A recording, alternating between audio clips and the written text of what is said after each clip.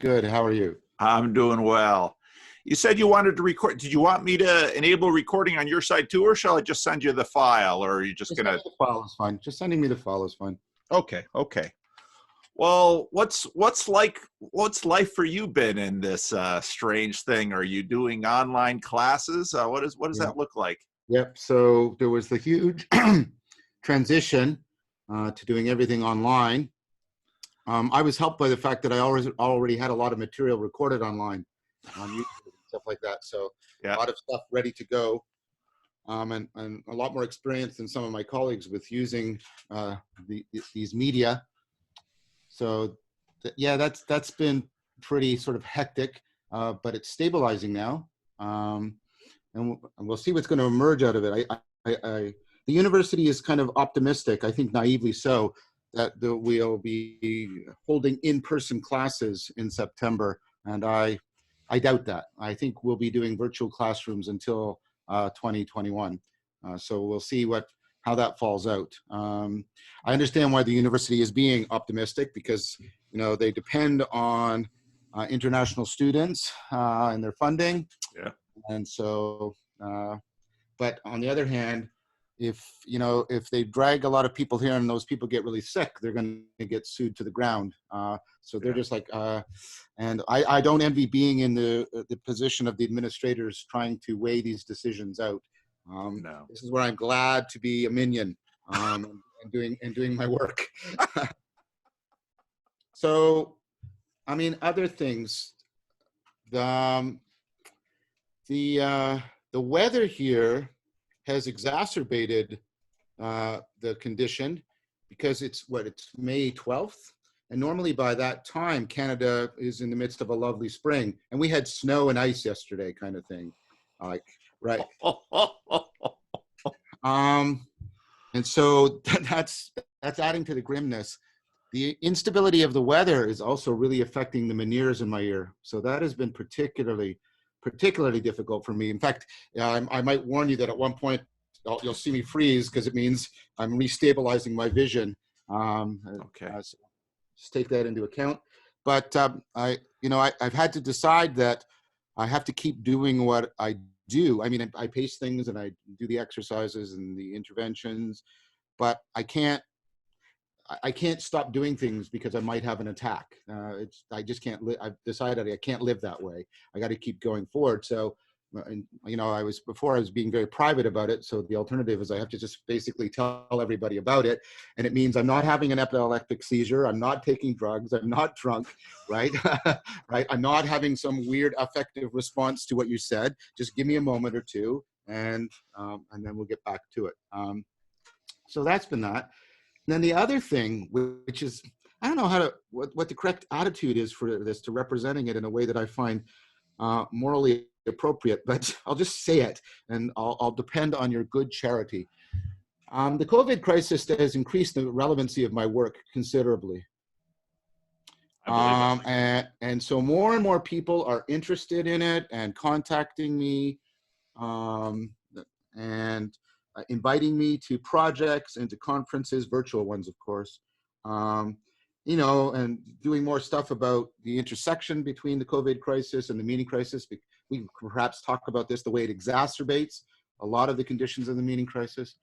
So, I mean, what should be my response there? I shouldn't be happy that my work is more relevant, because the proximate cause of that is, well, a worldwide disaster.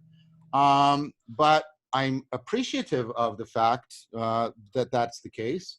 And I'm also encouraged by the fact that a lot of people have found my work helpful during this time. And I mean, I've been supplementing that Awakening from the Meaning Crisis with the Voices with Vervaeke series, and also with the, I've been live streaming my meditation course for free. And that's also been having a very terrific response. So I guess what I would say is the relevancy of my work, and the sense that it's mattering and helping, is giving me sort of strengthened meaning in life during what's in some ways a really, really challenging time. I mean, don't get me wrong, compared to many people, first of all, I'm in Canada and Toronto, which is great, right? and I have a privileged position. My income is secure because I can do it virtually, right? And I have permanent status and all that sort of thing. So I'm not saying woe is me, right? Many people are much worse off than I am.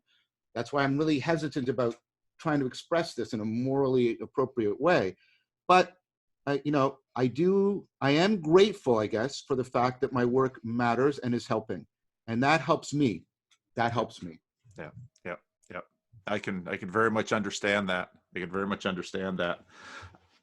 How what are the things that going, so as a pastor of a small church, of course you always want your church, almost every pastor I know wants their church to be a little bit bigger, a little bit, more successful and all of that. And then you go online and then you have a YouTube channel and then you gain more attention and then you get more invitations and requests for interviews and things like that. And then suddenly you have the opposite problem of filtering. Okay, who do I say yes to? Who do I say no to? Yeah. And in many ways, I would imagine your situation is quite parallel to mine, because you do have your day job that you are, in a university, but at the same time, now you have these things and they do sort of go together, but they're not exactly the same. So yeah, that's true. It's a difficult and tricky balance in some ways. Because I think I should think, I have responsibilities beyond now, just about my responsibilities to my students. I'm talking about my professional responsibilities, not my personal ones. But now I think I have equally a professional responsibility to other people who study my work, even if they are not officially my students. And trying to balance that out, and trying to figure out, who to talk to. It's like you said, you can't talk to everybody. But the problem is, because of what I mentioned about the relevancy sort of increasing, I'm getting both more requests and higher quality requests too, right?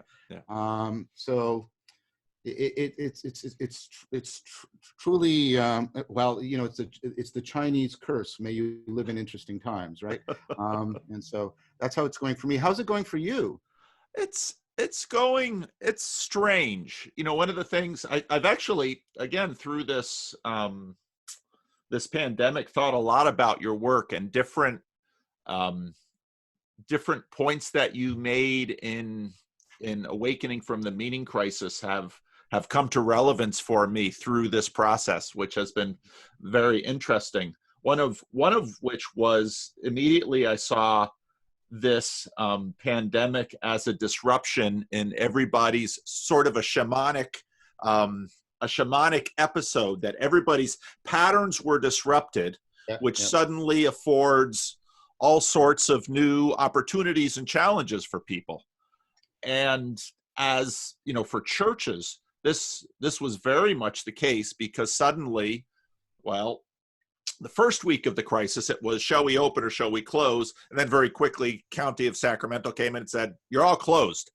And then churches, which, as we're now contemplating, okay, when we have the green light to open, how can we do so safely? We begin to appreciate that even just common aspects of worship, and most of my work is face-to-face, large groups that involve worship, which is singing, which is, expelling all sorts of droplets all over the room that we never thought of, small groups. And so all of this is tremendously disrupted. And so in my congregation, I have, as many congregations, a high percentage of individuals who would be at high risk from this. Right, of and course. The same group of people, especially in my church, has near zero capacity for managing all of the tools like Zoom that could mediate this. Yeah.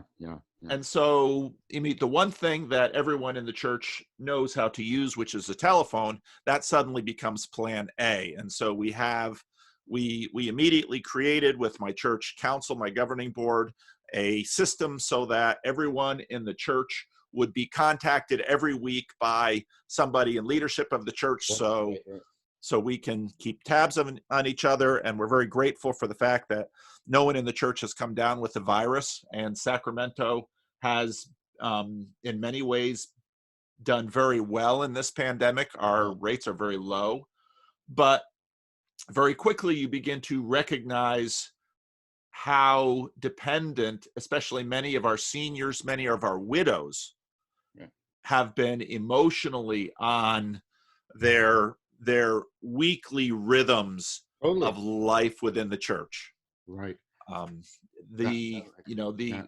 as a pastor, women's Bible studies are, a daughter church of ours bought a building from a church that was closing, and the church gave them a tremendous price on it, which afforded that new church to be able to occupy the building and purchase it. But one of their requests was, can our women's Bible study keep meeting? In other words, the church had closed, but the level of community that many of these women's Bible studies have is really that they're tremendously dependent upon their well-being in these Bible studies. And so a lot of this has been, okay, how can we continue to support and encourage? I have a number of people in my congregation who struggle with various degrees of mental illness. Right. And some of them don't understand what's going on. And then, now it's been months, and it might be months still before we can even have any getting together, much less any sense of normalcy. And even when that happens, we recognize that many of the people will just, social distancing, masks, they're not going to want to do any of this. And so we're dealing with all of that. But at the same time, I think as with all of these things, there are almost always upsides and opportunities that develop. And just as sort of this shamanic disruption breaks up and troubles people in terms of their normal patterns of well-being, it also affords new opportunities for new discoveries and new patterns of well-being. And I think it will be very interesting to see how this changes people for the long term. And we don't know, but people have discovered new things. For me personally, a lot of the work that I did by myself in my little office in my chair, and I go on. So a lot of my colleagues kind of laughed at me because they're like, well, you were making videos before, you just keep doing it now. It's good and bad. I have I have 5 children. One lives in an apartment in another area of town. Another lives on the East Coast. But 3 of those adult children are now living at home, and they started their academic careers homeschooling, and now they're going to college at home. And so, my daughter, who just today finished her last exam for her college work, I really feel for her because no graduation. And so that's not the way I would have liked to have seen her end her 4 years of college, but that's where things are. Well, I'd like to pick up on what you just said there, because I think it's very relevant to some of the things I've been thinking about, because I've been thinking about how the COVID crisis, let's talk about the what you call the downside first. I acknowledge there's an upside. We'll return to it. I want to focus on the downside right now. There's a sense in which, and Christopher Master Pietro and I have been doing a lot of work on this, how, the COVID crisis is causing a kind of domicide. You're describing it there. People are losing home. And if you remember in the series and in the book, we talked about an important aspect of the meaning crisis being, a sense of domicide, at least, cosmological domicide and certain degrees of cultural domicide. People feel sort of culture shocked within their own worldview. And of course, people are quite literally losing the places where they feel safe and at home, even in, the routine patterns of their life. And there's a deep reciprocal narrowing going on. The options in the world and the options for who they can be are narrowing. And as you said, relationships, connectedness is being severed. The religio is being undermined, the shamanic disruption, as you said. This is exacerbating existing mental health difficulties. In fact, I think we should be talking now and preparing for a sort of mental health tsunami once we're out of, being fixated, not inappropriately so, but we're fixated on, the biological and economic aspects of this. But the mental health aspects are going to be titanic. Yeah. Like you take a look at people that went through, periods of the Great Depression or things like that, you can see them psychologically altered for the rest of their life by this kind of phenomena. So I think a lot of the mechanisms that we talked about in the, in the meaning crisis are being accelerated. And then if the background meaning crisis means that for many people, there isn't a bigger thing that they can relate to offer as a counterbalance, a counter attraction to this narrowing. There isn't something greater that they matter to and participate in that acts as a counterbalance to this shrinking. Yeah. And so, you've probably heard the stats are going up about suicide and domestic violence and substance abuse and all kinds of things. And this is, I think, also, indicative. And I talked with Johannes Niederhauser about this, about how we got into this Cartesian framework where, everything was centered upon our subjectivity and everything was relative to our subjectivity. Now, the thing is, when people are actually thrown back on to their subjectivity, like they are now, they often find that it is not very deep. It doesn't have very powerful resources available to them. And the idea that we are self-sufficient, self-defining beings is being seriously called into question. So I think that's part of why it's exacerbating the meaning crisis. I also find another symptom that's really interesting, and I think you might be interested in. I'm interested in how spontaneously, because, mythological thinking is emerging around this. But, I got to talk to Zach Stein, and he used mythological language to talk about this. He talked about the war in heaven in his famous essay on Medium. And it was really, really interesting when you hear people talk, like people that are otherwise self-declared secular will say things like, I feel like we're under judgment. And it's, of course, interesting that the word crisis originally means judgment. And I think about sort of the barely implicit narrative that people have. I mean, it's kind of like being in the Old Testament, right? Because there's this almost demonic, invisible, ubiquitous presence out there that can strike you undeservedly, independent of the moral quality of your life, strike you down, and it's demanding purity codes from us, really harsh and drastic purity codes. So you're sort of in this, like, I don't mean any insult to the Old Testament, but you know what I'm trying to invoke. Yes, you're in that world, right? Yeah, right? And so, archetypal, mythopoetic stuff is coming up. And of course, those two factors are interacting with each other, because if you're starving for meaning and mythopoetic stuff is coming up, well, you're going to latch onto that. I mean, I think that's one of the points that Jordan Peterson, his rise to fame, just demonstrates over and over again. When people are starving for meaning and you offer them some mythopoetic stuff, man, they'll come running, right? So those two factors in my mind are really feeding on each other. And then, I did a thing with David Fuller in Rebel Wisdom, and I've been thinking a lot about this. And then you get sort of attendant upon that weird mythopoetic space, you're getting the generation of all kinds of crazy conspiracy theories, as people are desperately trying to find a narrative order behind all the chaos. And then that exacerbates all the other things, right? Because if you're into conspiracy theories, that tends to be a nice place for mythopoetic imagery, but that, conspiracy theories also feed on a hunger for meaning. And all of these things are really spinning around each other in a really powerful and accelerating way. And so that's my sort of, I have more, but that's sort of my, gist analysis of why this crisis is really, really amping up the meaning crisis for people in powerful and dramatic ways. Sorry, that was a bit of a speech, but there was a lot. No, that was good.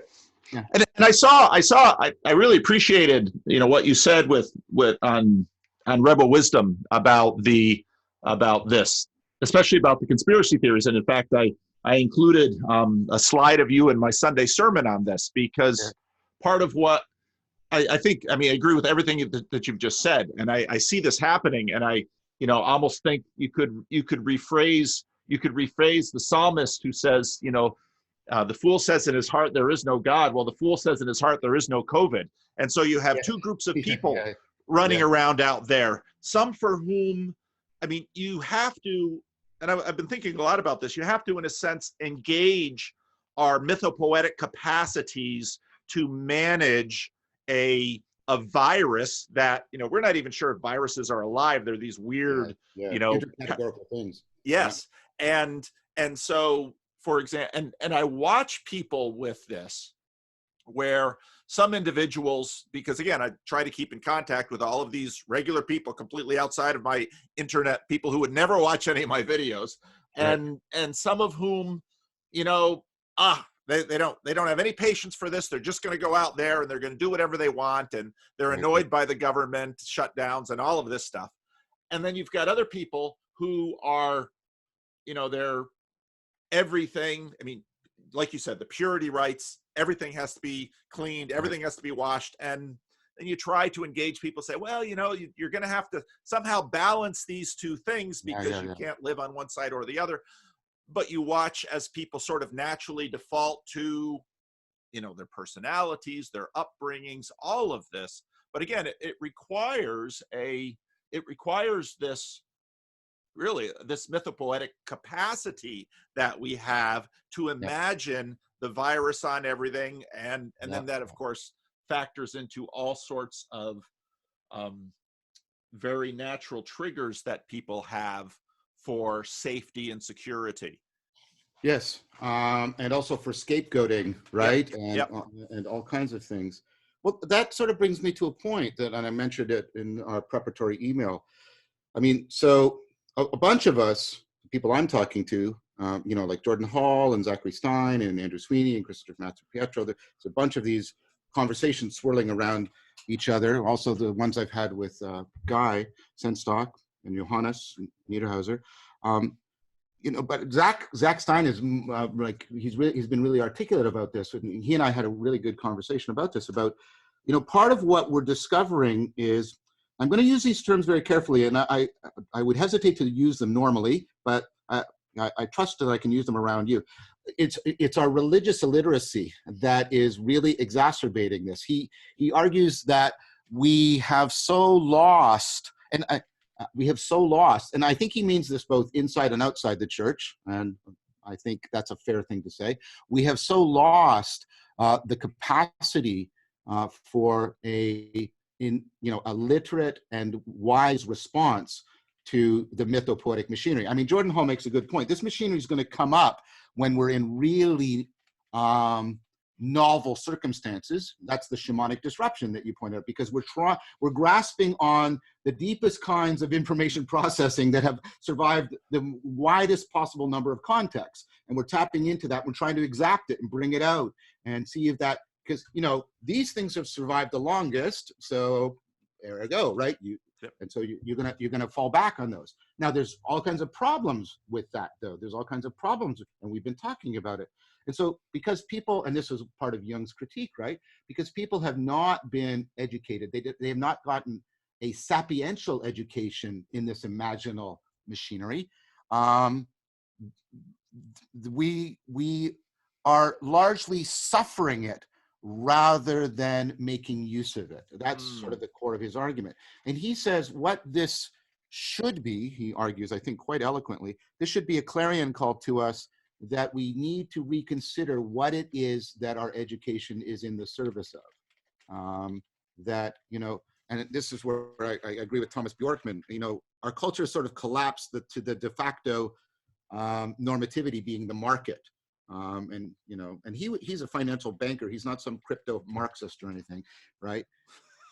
And the problem is, what we're seeing is the market doesn't have what we need right now. It's not the right machine. In fact, the market has been behaving very poorly in all of this, right? And so he says we need to understand that we should be educating for normativities other than the normativity of the market. Not excluding those, of course. People have to be prepared for making a living, et cetera, et cetera. But we used to have, I mean, I grew up, as you know, I went to Sunday school, which was a school other than the state school. And what was supposed to happen there, whether or not it did happen for me is something we can talk about another time. But what was supposed to happen there was I was supposed to be given education, right, in how to deal with this kind of mythopoetic processing, so that I could use it wisely and not, and then, you know, Jung was very clear about this. People talk about archetypes as if they're wonderful things, like, you know, jewels that they can put on their shelves. And it's like, no, archetypes are really, really dangerous things, right? They're really, really dangerous. Anything that's really powerful and has capacity for tremendous transformation, both of your agency and of your arena, is a very dangerous thing. And if it comes up and you are not educated in how it can slam you, you're going to get slammed. Right? You're going to get slammed. And I think this is really, really important. Now, that was a very long preamble, like something out of Hegel, for this point, which is, I've noticed, like I said, the emergence, the spontaneous emergence of a lot of mythopoetic and religious terminology. And I've noticed that that's weirdly convergent. And this is probably not completely unconfounded. But I was already independently, before the crisis hit, as I was working on the dialectic Dialogos project, and I mentioned this to you before, I was noticing, you know, how much the language that people were bringing to this, both in their experience of it and their theorizing about it, was trying to bring back, is that the right word? I don't know what the right verb is, but they were using, but also trying to renew the use or change but they were using a lot of religious terms, right?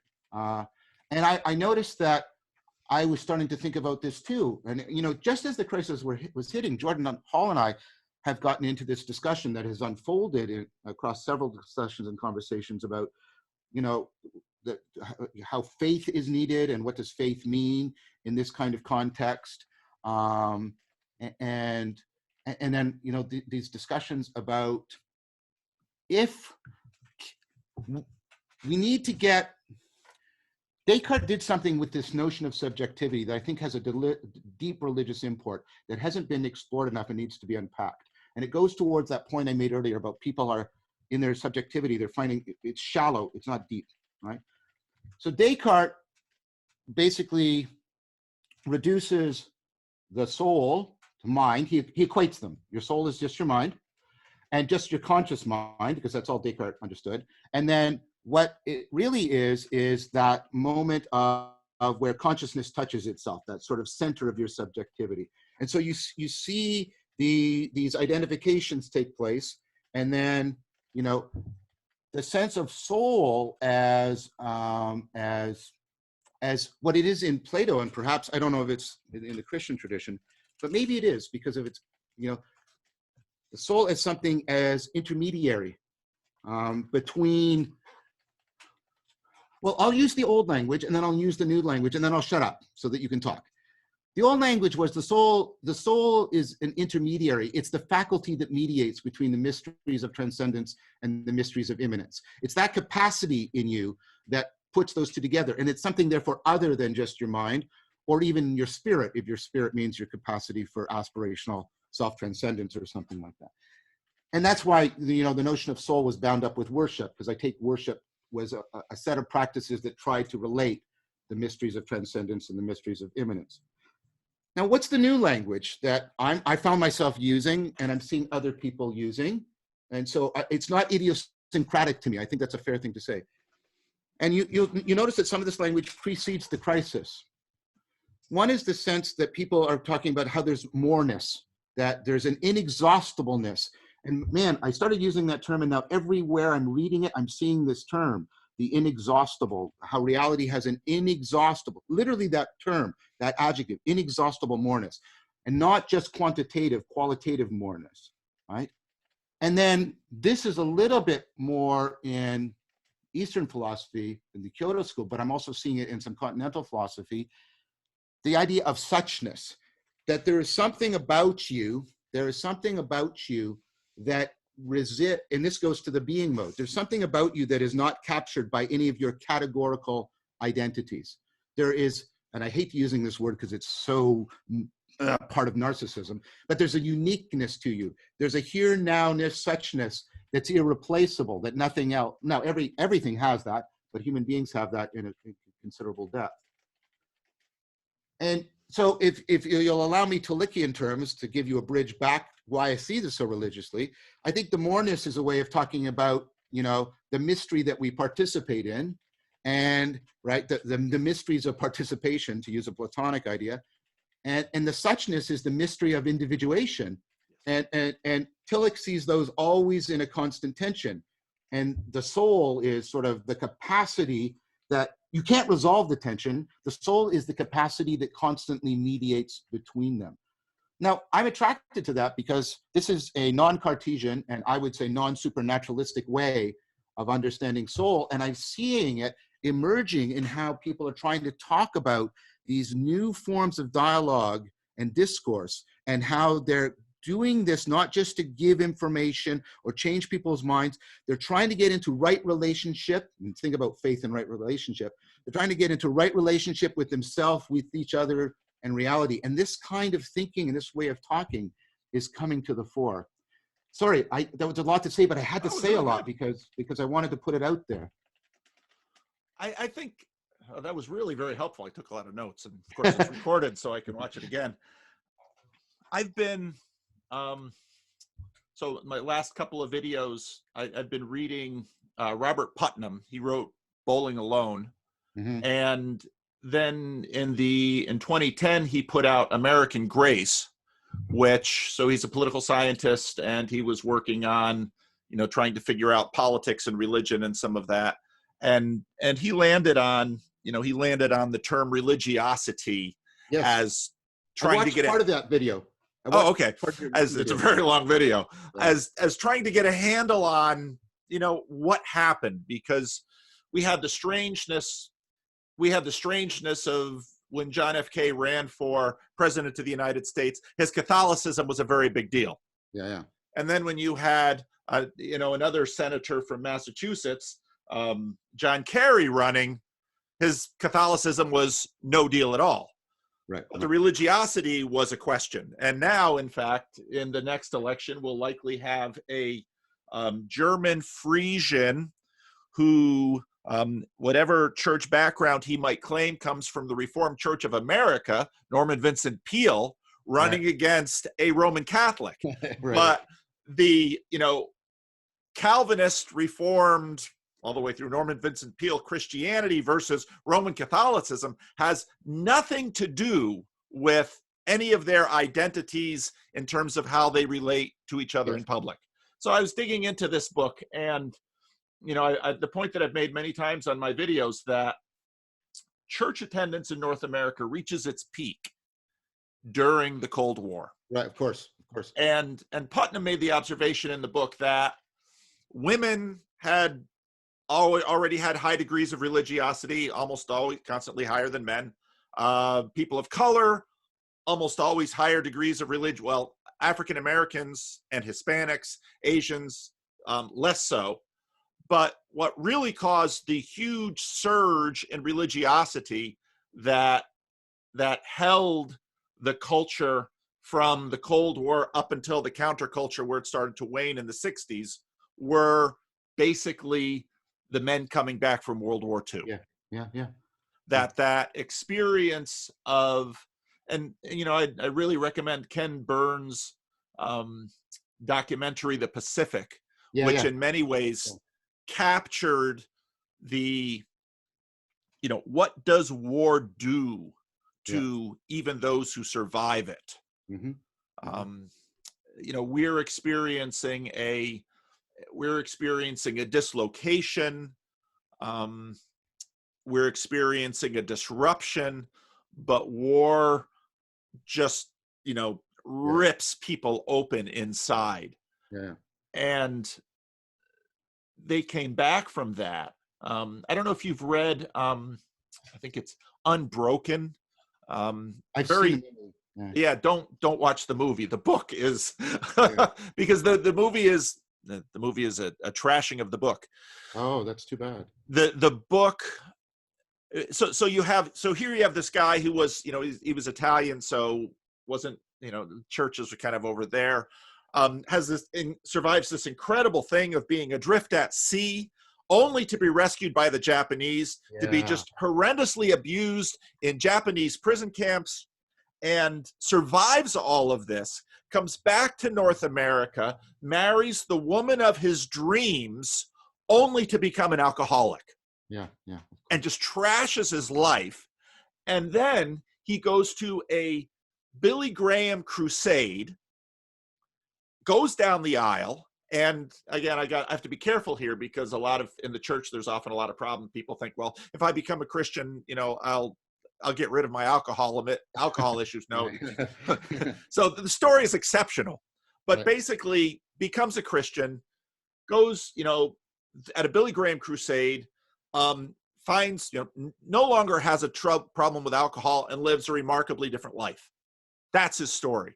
And you look at how religiosity, which I think is something I was just working on for my next video. Okay, what are we talking about when we're talking about religiosity?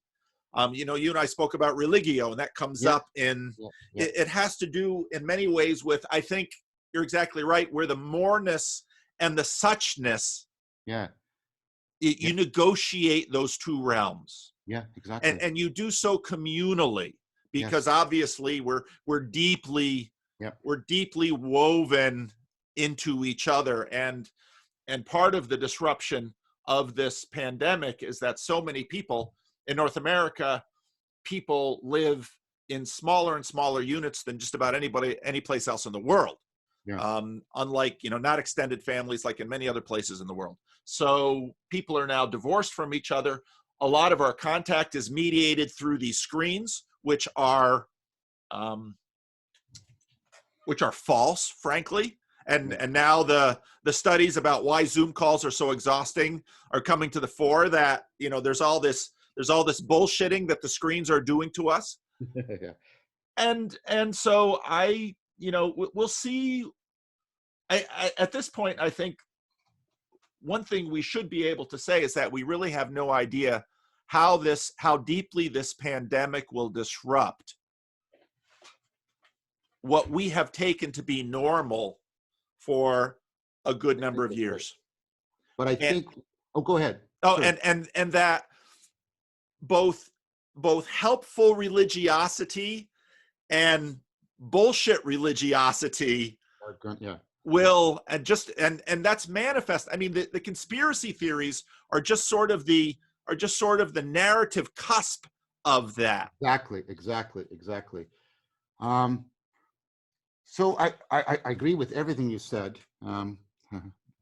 I guess what I was trying to say is that I think one of the things that's going to come out of this, and I think it's consistent with what you just said, because what I see people searching for is they're searching for, in their search for meaning, and a kind of meaning in this homelessness, if you'll allow me some metaphors, they're searching for lost faculties. They're searching for machinery that has been largely backgrounded, sometimes even suppressed or marginalized. They're searching for lost faculties of meaning cultivation and wisdom cultivation. That's what I was trying to. That's what I'm trying to understand with this notion of soul and its capacity for faith. Let me just be quickly that I understand faith as an extension of what I was talking about in Awakening from the Meaning Crisis.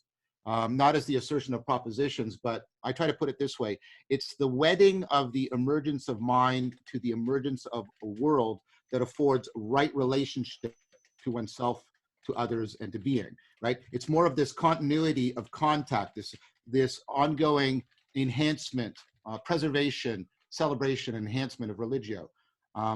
And people are trying to figure out, and I think very fairly, not as explicitly as what we're talking about it here, because this is an analysis, right, of course, but I think they're trying to figure out what is the faculty that does that. What is it? And I was impressed by you making use again of the distinction between the spirit of geometry and the spirit of finesse. But I wanted to add one thing to it that I don't know. You might want to push back on it a little, but that should be fun. Which is that, I mean, it's, at least in how I read Pascal, the spirit of finesse is that aspect. It would be the three non-propositional kinds of knowing that I talked about. Finesse is obviously a procedural term, right? It's doing things with finesse, right timing, right placement, but it also requires perspectival situational awareness, and it requires that you have that sort of co-fittedness of the agent and the arena, right? And that's, you know, the famous thing, the heart has reasons that reason knows not of, right? And so I wanted to say that I agree with you that trying to find, if you'll allow me to play with the F's, the faculty of, and these are all interpenetrating, the faculty of faith and finesse, because you were already putting them together and I see them as putting together. But the thing I wanted to say was, you seem to be making an argument, and I've participated in you crafting that argument before, and you know I think it's a good argument. So this is not some silly village idiot atheist, you know, refutation of your argument or something like that. Okay.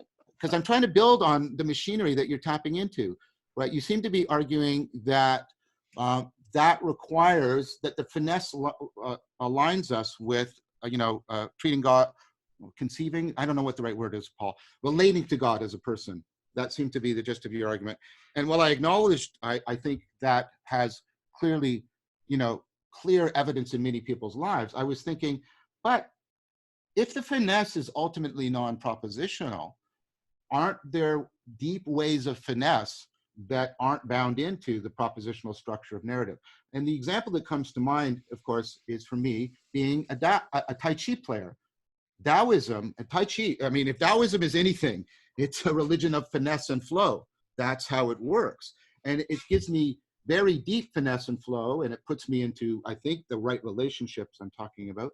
Yet it doesn't seem to have a narrative structure to it, and doesn't seem to involve me in personhood. Now, I'm going to give you some information, some ammunition to throw back at me, or we're playing catch, not war.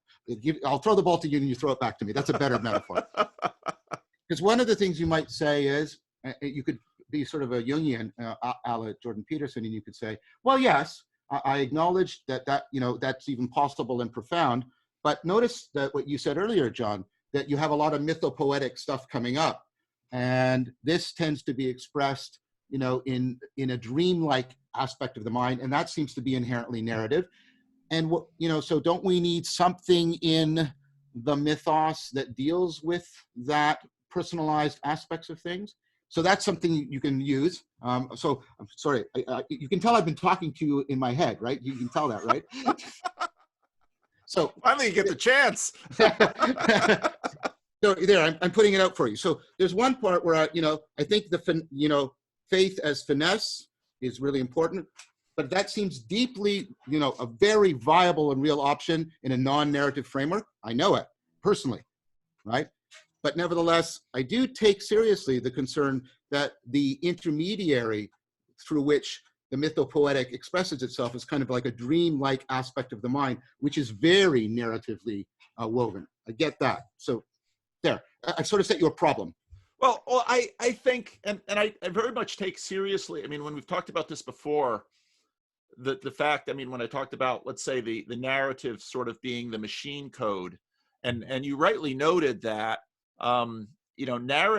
narratives are learned, are things that we learn, and then later with with the wonderful video that Sevilla made about one of my videos, where she really focused in on the sort of religion being the JPEG of being, which is this lossy compression scheme by which we take all of this. And I think it's, I think it's important.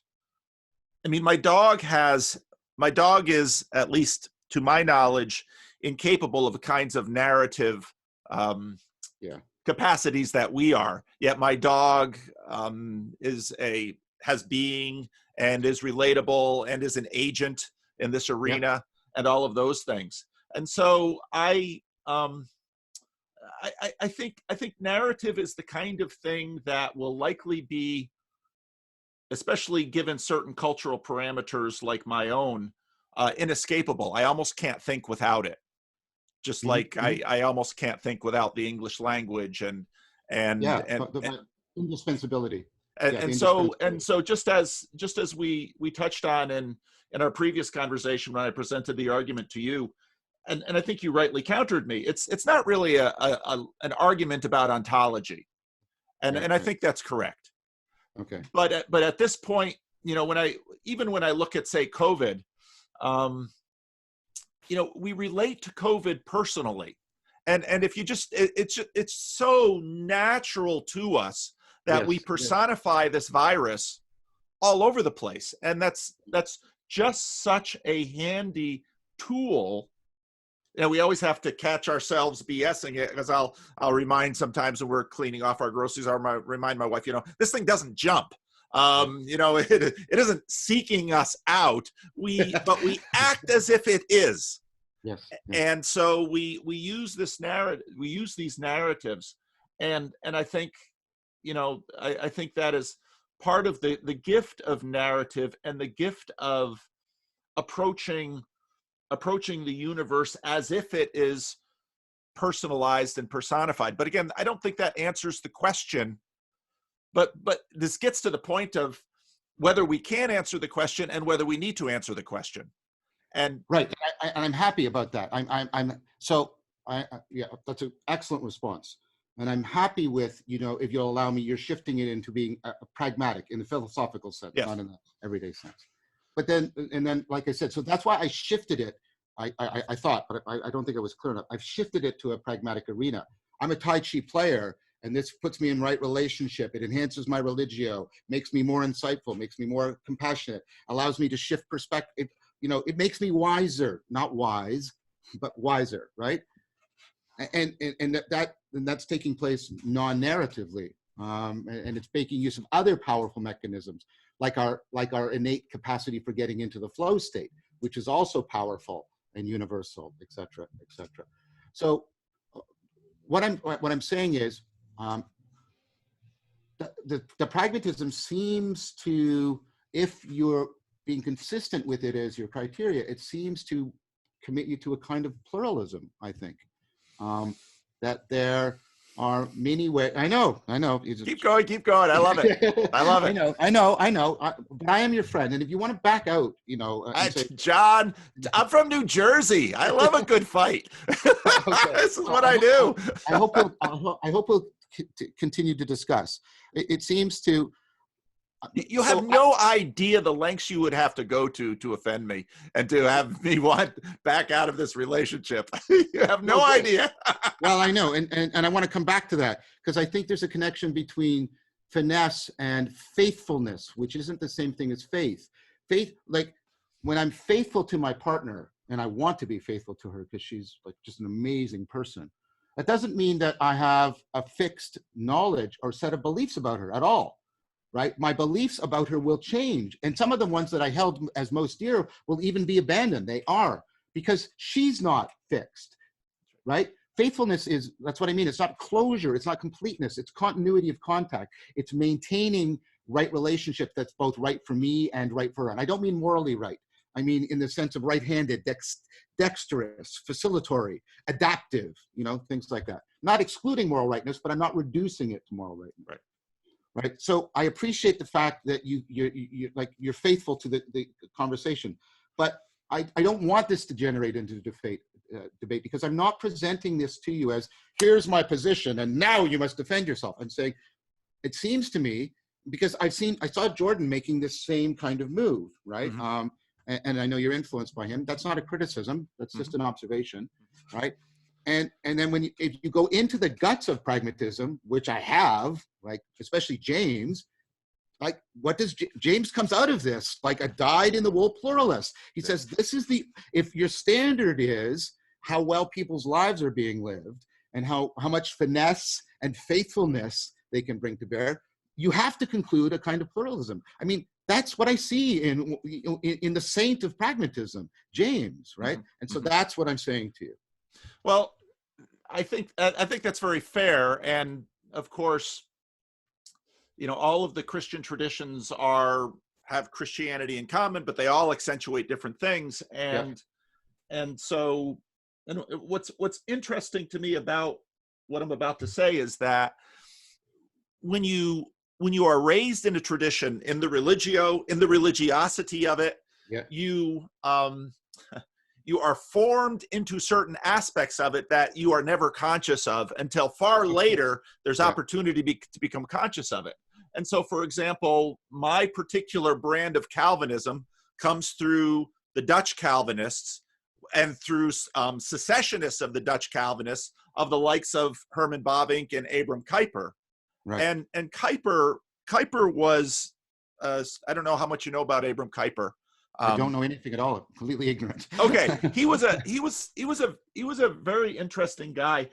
Bavinck and Kuyper were in the latter half of the 19th century, and they were very much in a time when the modernism, theological liberalism, political liberalism, the Netherlands was, no longer at its peak as an empire anymore, but still a thriving trading culture. And both Kuyper and Bavinck tried to maintain their religiosity in the face of modernity. Mm-hmm. Mm-hmm. And so in some ways, what that yielded for them, in my reading of it, is kind of a proto-neo-orthodoxy.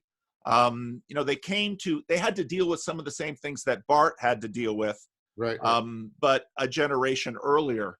And Kuyper, so Bavinck stayed, he was probably the better of the two theologians, but Kuyper was an enormously productive man. He eventually became Prime Minister of the Netherlands, founded the Free University of the Netherlands, and then developed this sort of pluralism for the Netherlands, that eventually, of course, the Netherlands became quite a pluralistic country. So my Christian roots have a degree of respecting pluralism within it. And I think that comes out of this certain element of Calvinism that I don't think you'll find alien, that talks about the absolute strangeness of God.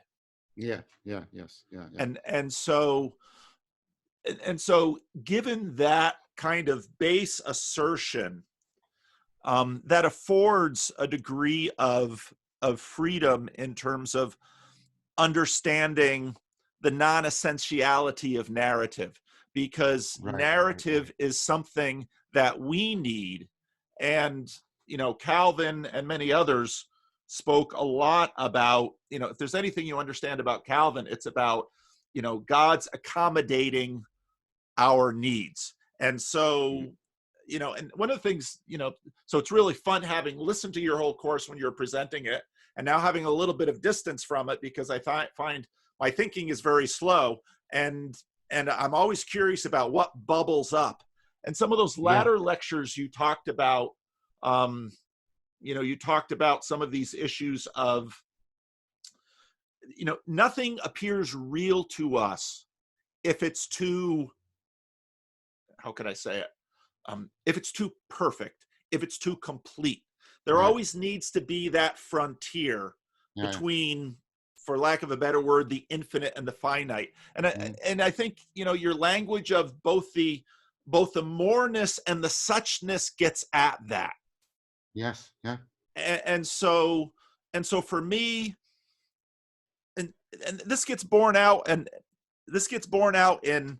the most, what has been the most enduringly controversial aspect of Calvinism, which are God's decrees. And I remember when you were treating Luther, I thought, well, I think you got some Calvin in your Luther there.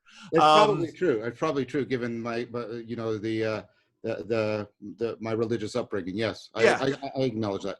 But there's this sense of, in that, as is so often the case in some of these dogmas and doctrines, that beneath them there are observations of reality that are trying to get expressed by that dogma and that doctrine.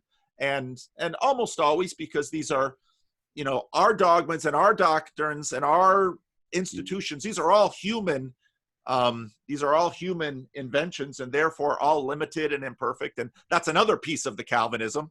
Of course. And so, you know, all of these things are our attempts to try to understand a world that is too big for us, and a world that is too complex for us. And so where that leaves us is finally, a Calvinist has to make his peace with the pluralisms of the world by virtue of the fact that the Calvinist confesses that he doesn't know it all, he can't see it all, and any system he develops is going to be too limited and will finally fall short of the reality that that God has created. So and so in that way, I'm not uncomfortable with you know, it's interesting to me that the pragmatists arose at the same time as Kuyper and Bavinck were working, because even though, you know, some are the pragmatists are often in America, and, you know, the Dutchmen are over in the Netherlands. The Netherlands has long been a very porous place. It's too small a place to really have enough for itself, and so they reach into all other places to figure things out. So I don't know if any of that makes any sense or is helpful. No, it does. That was helpful. And no, that was very helpful. And I mean, I take it that part of why Calvin is the source of this is because of Calvin's deep antipathy towards idolatry, right? And towards, I mean, you know, the human imagination is a permanent factory for the production of idols and that sort of thing. But, you know, and so I appreciate that, and I appreciate you saying that. But notice part of the problem again, and where I'm trying to sort of, let's agree that you sort of agreed it's not metaphysically necessary. That seems to be the case, and I've acknowledged, and I talked about it. I think it's indispensable, and that does. So we're not Camus heroes. We're not completely self-interpreting, self-defining beings. Clearly, okay, that's all good. Now I said if the function was, you know, finesse and faithfulness, I can see, like I said, you know, there's other things that have that and that don't use a personalistic mythos. But I'm also thinking, well, but maybe they're, you know, I'm going to use this word, and I'm going to use it in the ancient Greek sense. You know, the daemonic aspects of our existence, that we have these archetypal patterns and things, and we've been talking, they're emergent now. And I take Zach's point to be that, you know, we're deeply illiterate in that, and this is where, you know, talking to Thomas Cheetham and reading Corbett has been so helpful. You know, we've lost how to relate to the imaginal. We've reduced it again to this purely subjective imaginary. And so I've been thinking about this because this is really relevant to dialectic, because here's one way in which I think personhood. Keep talking. Someone just knocked on my door and I have to see who it is, but keep talking. I'm listening. Okay. So I'm going to use the word personhood, not personality. And there might be something really important about personhood that is coming out. So when you're involved in these dialogical practices, and I'm trying to work out what dialectic is as a psychotechnology that transforms dialogue into dialogos, right? And so something happens, which is really interesting. You've got the intrapersonal relationship happening within the person, and then there's the interpersonal relationship. And then, as I've mentioned to you before, you get this collective flow state, and you get what Chris and I are calling the third factor, or the Geist, trying to pick up on the German sense, because it hangs between mind and spirit, and right. And you get this phenomena. And then what I'm trying to do with Chris and with Guy and these other people is, in these circling practices, and Guy is very responsive to this criticism. These circling practices, they're designed to just maintain the interpersonal intimacy. You're trying to just maintain the intimacy with yourself and each other. And that in of itself is a wonderful thing. I love it. I mean, I'm not disparaging it. But when I said to Guy, but there's no philosophia in it, right? And so what happens sometimes, right, in some of the conversations I have when I'm trying to reconstruct dialectic and dialogos, is the intimacy goes from being intrapersonal or interpersonal to being transpersonal.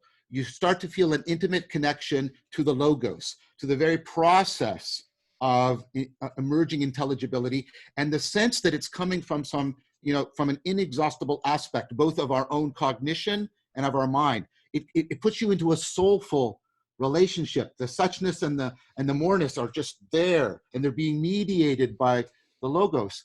And it's like there's a special power of intrapersonal and interpersonal contexts that I'm trying to acknowledge it, right? I'm trying to acknowledge and say, yes, there's something there that needs to be given respect. I'm not backing away from my non-theism or anything like that. I'm not saying that, but there's something there, and maybe you'll say, well, this is what Paul was on, Paul the Apostle, not you, with the body of Christ or something like that, and that's fine. You can talk about that.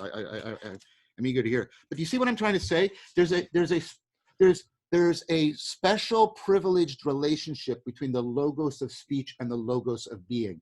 And I can only speak to other people. Even when I'm speaking to myself, I'm speaking as if I'm speaking to another person. Speech presupposes personhood. Yes. And if the spoken logos is one of the most appropriate participatory symbols of the ontological logos, then the interpersonal relationship, right? The relating of personhood to personhood has a special kind of privilege. Did that make sense as an argument? Yeah, that makes perfect sense. That makes perfect sense.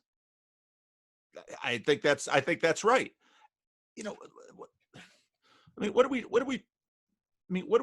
One of the things that I've been thinking about a lot, and I looked at some of the Ryan Holiday Stoicism and Peter Boghossian, who of course has made a name for himself of talking religious people out of their religiosity. He posted a video, 10 from some other guy, 10 keys to success. And again, this gets at Sevilla's project of what are we looking for really? And I've thought about this a lot with the religion that isn't a religion. Right. And Eric Weinstein's idea of, well, we kind of tried to wring all the Jesus smuggling out of everything so we could get at the pure stuff, but then we realized since we took the one eye out, and we have to bring the subjective and the objective back in. And again, I like your moreness and your suchness. C.S. Lewis makes a comment in there's this, I don't know if you've ever read Sheldon Van Auken's book, A Severe Mercy. Sheldon Van Auken was a student of C.S. Lewis. He was a Brit, and he starts writing about this. He falls in love with this woman, and they become married. And I warn people not to read this book if they're having trouble with their relationship, especially women, because this book is the first part of this book is this story about, well, and again, my work of getting down into sacraments. In some ways, the intimacy of a relationship, of a couple, is a sacrament of what you're talking about in terms of all of this stuff coming together.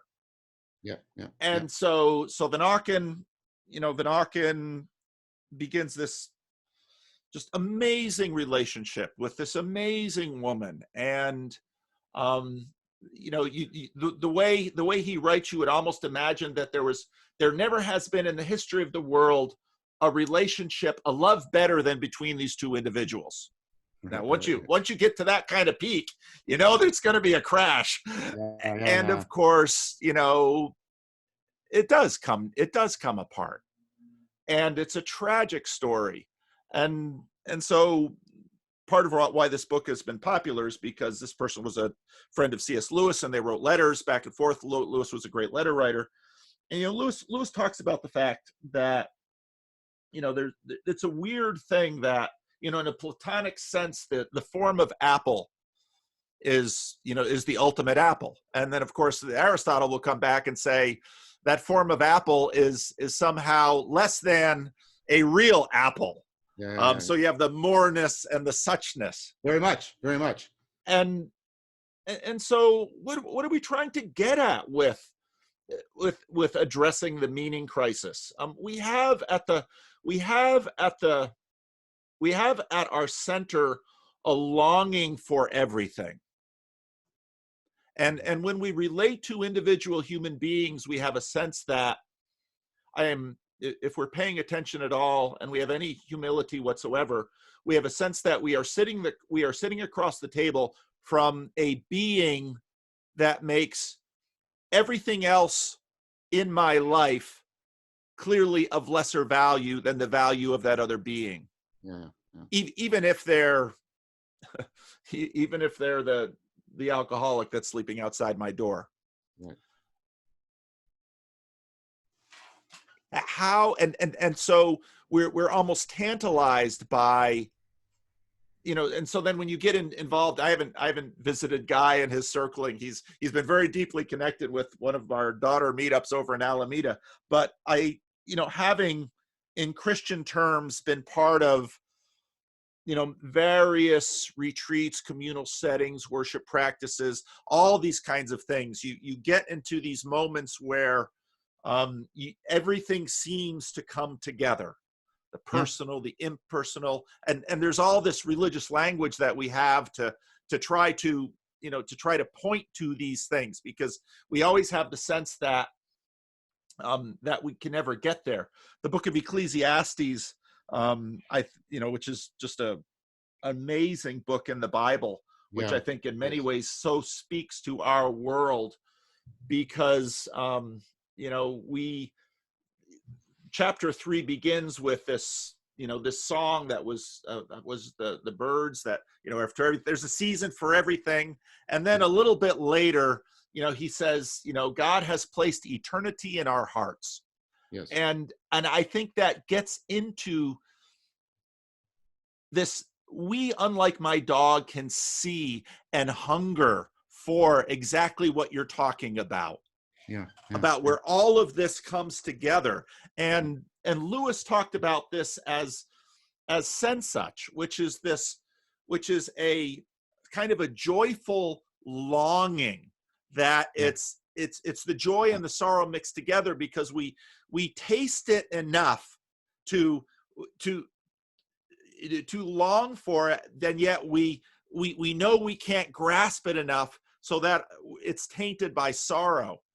And part of where I weaved some of your thought into my sermon last week is because the book of First Peter keeps bringing up a very common New Testament concept of epithumia, which is this thumia, which is desire. Epi is an over desire, and these over desires create this reciprocal narrowing that I think you talk so well about.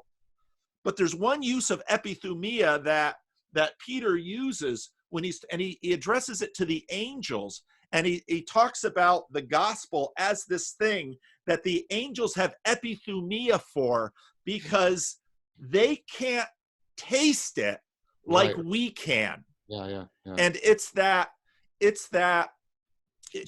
place that we sit, where it might be through all of these practices that suddenly we get this. We see it, we get a glimpse of it, and our hearts instantly long for it. And we want more of it, and we get a sense that nothing short of everything will actually satisfy it. And I think, that sort of puts us in Augustine's lap. or in the lap of Siddhartha, right? The idea that we long to consume the whole world. So maybe I missed what you were saying. I hope not, but No. There's two things. I mean, I was making an argument that I'm not pointing to a doctrine. I'm pointing to a special functional place for personhood in putting us into that mediating role. And by the way, it's all through Plato. The symposium is dripping with the finite transcendence. We long for what the gods have, but we'll never have it. That's why it's always Philia Sophia. We never have Sophia. But I was trying to pick up on that, that there's this phenomena, right, which we're calling the logos, right? The emergence of the transjective emergence, because it's between us and the world, of new intelligibility, and it seems to point to a kind of, moreness and inexhaustibleness in both the world and me, and that's all that's happening. But that, well, I'll even use this language. Semantic meaning, the meaning of speech, is, we even use it. We use this as the metaphor for meaning in life, for actually this non-semantic connectedness, and the connectedness that affords the moreness and the suchness. And so human speech is, and the Greeks do this. They were lucky. The word logos sort of equivocates between the two of them nicely, right? But human speech is an affining symbol. It participates, but it's not identical to the ontological logos. Right. And if that's true, then speech is dependent on personhood, and that means that personhood has a special place in, it's a special locus for which we cultivate our ability to come into faithful, right relationship with ourselves. And what I mean by right relationship is, the relationships that reduce self-deception and increase connectedness, meaning in life. That's my pragmatic criteria. Those are my pragmatic criteria, right? And so I think that's really, really important. And then, so you acknowledge that. So I'm just pointing the points, and then you moved over to the point of what I'm sort of trying to reformulate the notion of soul around as that tonos, that mediating tension, right? And you were talking about the logos. So gathering all the logos means to gather together so they belong together. And you're pointing to these kairotic moments in which all of this gathers together until it belongs together, and we get a sense of right. But we can't live there, right? We can't stay there. And Plato is really, and you mentioned Augustine, right? And he has the Platonic mystical experience, but what he takes away from it isn't the wonder of the experience, but his sense of depravity, in that he can't live there. Everything about him is telling him that's his home, but he can't live there. Yeah. Did I get that correctly? Yes. And Lewis goes exactly to the same place. And so, I get a lot of this from Lewis, because Lewis makes this point, and he's, back to the pluralism point. You don't have to be a Christian. You don't have to be a Christian to both get these glimpses of in Christian language, we call it the consummation. That word too just goes connects all these different things. You don't have to be a Christian to both get the glimpses of this and feel the longing and the angst of it, that even and this isn't, we don't have to use highfalutin philosophical terms. You got, if I could put time in a bottle, that song, just it's right. I actually think that is very good philosophy. I think that what he's doing in Time in a Bottle is actually very good philosophia. And this goes to what we're talking about, because part of what Zach and I got into was if we're talking about philosophia, not the academic discipline of philosophy, but we're talking about the right kind of education that deals with the imaginal and tries to cultivate wisdom within the imaginal and within the special role that personal relationships play for us, right? Then poesis, in the broader sense, not just written poetry, but enacted poetry, like Tai Chi Chuan, is also going to be central and important. That's very, very cool, the way you brought those together. I really like that. Well, just one question. This is an aside. I remember reading it, but I can't find it. So maybe it's my error or reconstructive memory. You know more of Lewis. But I read a story where a young girl comes to Lewis and she's really guilty. And she says that she loves Aslan more than Jesus. Yeah. And then he says to her, that's okay. Yeah. He says to her, is that apocryphal, or is that? No, that's true. That's true. And I think that gets into this sacred, what I see, I never imagined I'd get here, because Jordan Peterson put a whole bunch of people on a journey, but you know, where I've sort of come down and been, you know, the doors I've been knocking on lately, Hans Boersma, some of the work he's been doing, Jamie Smith, some of the work he's been doing, really gets, so basically what C.S. Lewis is saying is that in some ways for this girl, Aslan is a sacramental portal to Jesus. Yep. Because maybe the Jesus that she saw in Sunday school was, and Lewis could be very frank about the poverty of the church. Because he thought a lot of the worship services were just horrible. It was horrible poetry put to terrible music, and it was only his attempt, his desire to be faithful that so often helped him abide the church. But you know, so it's this idea that what the Creator has done is, and again, that I'm self-consciously using Christian language, and people can translate as they will, has strewn throughout this creation glory. These you know, basically Eric Weinstein would call them portals. These you know, you might call them sacraments, ways in which we see through the thing to the real thing. And, which is a Platonic notion through and through. Yes, it is. Totally. And of course, there's so much there. I mean, but then Lewis basically at the beginning of Mere Christianity, Lewis lays out his argument from desire, which I think in some ways is deeply tied to the ontological argument. And the ontological argument is just an interesting thing because it seems to convince no one, but it seems to still haunt conversations. Because his argument is basically, it would be such a shame if the glimpses we have now and the longing we feel to put time in a bottle would actually arise in consummation. And that's in many ways, you know, some of the arguments I put together in my video, that's really just a refabrication of Lewis's argument, which I think is sort of a refabrication of the ontological argument. Right. That, gosh, and I think it actually comes from the Apostle Paul. What a cruel joke to play on humanity. To have this eternity in our hearts not actually one day yield and point us to the consummation of our longings. It's amazing. And I think that leads into a meaning crisis. Well, I think that's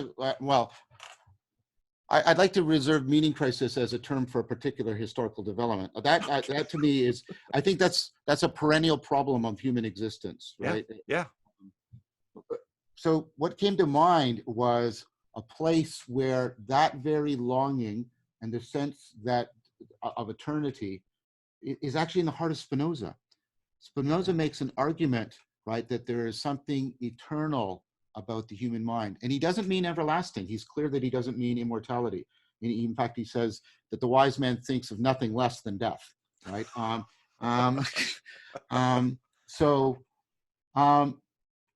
But he's still, and for me, this is the kind of argument, so this is very nascent, but this is what I see going through a lot of work.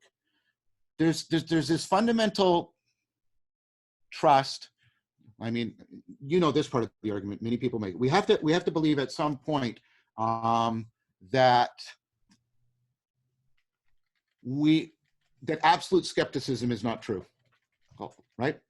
And there's no way of getting behind that. And by the way, and absolute skepticism doesn't ground itself and undermines itself. So they're both equally bad positions. Yep. And where a Jamesian decision comes in. There is no rational way to decide between them, because the way the problems are set up, they are deeper than any of our rational faculties. Yep. Okay. And then, so the part of it is, okay, well, what would it mean to say that, well, you know, this is Plato's question and Plotinus, what would it mean to say that, you know, we get knowledge, maybe imperfect, but it's not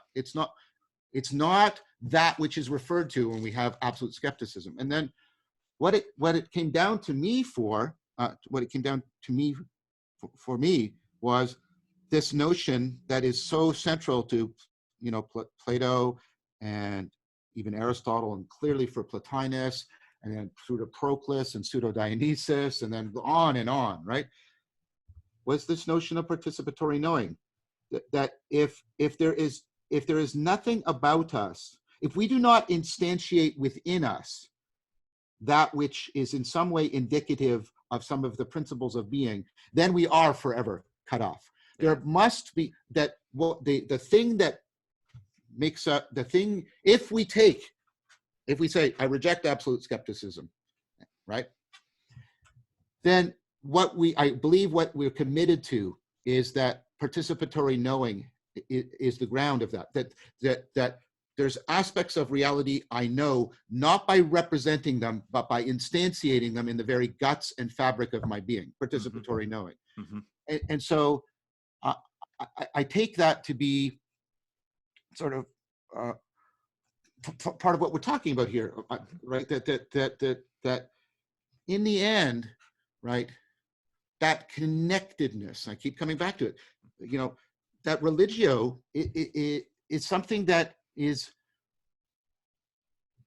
well, I think it's constitutively necessary of being a cognitive agent, not just for all the reasons I give about relevance realization, and I'm not putting that aside, good grief, but for this deeper reason that, I mean, I'm trying to do a secular version of the ontological argument, right? Or the argument from desire. If there was not something of eternity in us, something that, right, some of the important properties that are constitutive of, you know, the presencing of the world, right? The intelligibility and presencing of the world, then we would be alienated from it in our being, and then absolute skepticism would be the position. So if we reject absolute skepticism, we then get an argument, a reverse modus tollens, that says participatory knowing must be there. And I take that to be, so if you'll allow me, I'm not trying to be in any way insulting, but I take that to be sort of a secular version of that argument, that, right, that there are principles and patterns in me that are not represented by me, they constitute me, and those patterns are also constitutive in important ways of the world. Well, and I think the patterns in our speech and our cognition of logos, thereby we have a reason for thinking they might participate in the logos of being. Well, and I think that gets, when I listen to you lay that out, you know, I think of, you know, the Imago Dei. This strange, you know, and this is where I think this is where I think certain scientific narratives projected,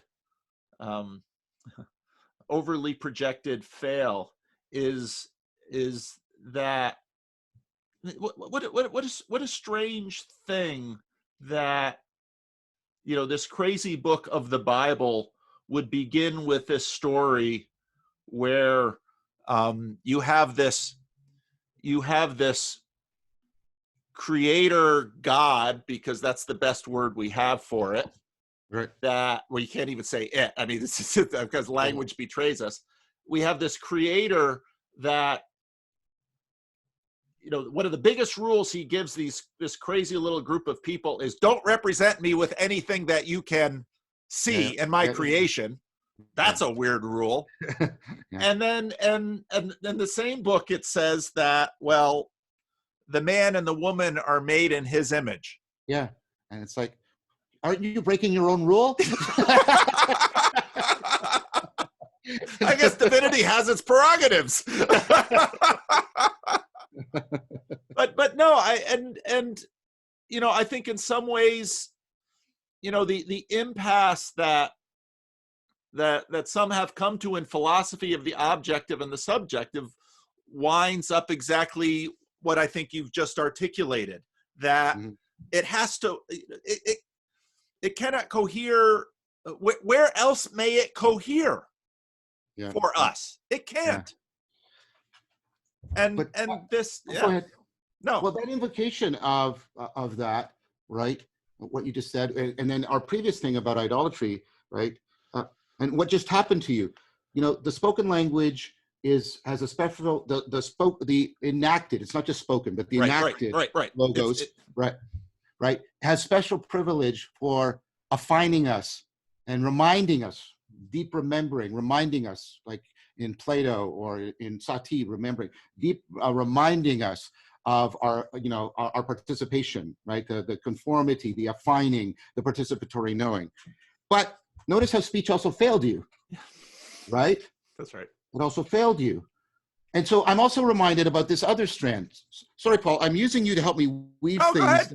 Right, because that's one. I mean, one of my defining features of dialogos, as opposed to debate, or whatever passes for discourse on a lot of these channels, is that two people can get to places that they couldn't get to on their own.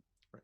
Two or more people, right? That's for me a defining feature. That's for me the evidence of the presence of the logos, right? So I'm throwing out another thing. So I've acknowledged the special placedness. It's not metaphysical necessity. It's sort of hyper-pragmatism, right? Of spoken language, and therefore the necessity of personhood and distinct minds, right, etc. But then I'm reminded that there's even problems around the notion of person. And let's play a little bit in historical theology, because person is a really bad translation of hypostasis, right? Which it's a really bad translation of hypostasis. It's like it's it's like parts of the when you get machine learning and you have the spirit is willing but the flesh is weak, and the machine learning translates it as the alcohol is potent but the meat is kind of rotten, right? It's that kind of bad in some way. Because why am I saying that? I'm not just saying that, I'm not disrespectful. I'm not trying to be mean. I'm saying that because I spent a lot of time in Neoplatonism. I read a lot of Plotinus. I read a lot of Proclus. I know how this word is used. I know they're the originators of this term. It doesn't mean what we mean by person at all. It doesn't. It doesn't. The craziest thing happened, the craziest thing happened. You had a conversation with Tyler about Discord servers, and you put out a video about Jordan Peterson, and people start to want to talk to you. And I've talked about Sam before. He's our resident non-Trinitarian, and of course, when he steps into the community, it was very interesting to watch, because suddenly all these people who are bending over backwards, being kind of atheists, suddenly pounce on him. And it's like, well, that's interesting. This stuff, okay, so what is a person? Well, so here's me thinking I'm just little old me, and doing hundreds of hours of yakking at a computer, I discover that I've got elements of not only Plato and Aristotle, but Herman Bavinck and Abram Kuyper built into me, and Athanasius, and all of this stuff bred into me, so that when a non-Trinitarian comes in our mix, all the Trinitarians want to pounce on him. And it's like, we haven't fought this fight for 1,500 years. So what exactly am I? Because I wasn't around 1,500 years ago. Right.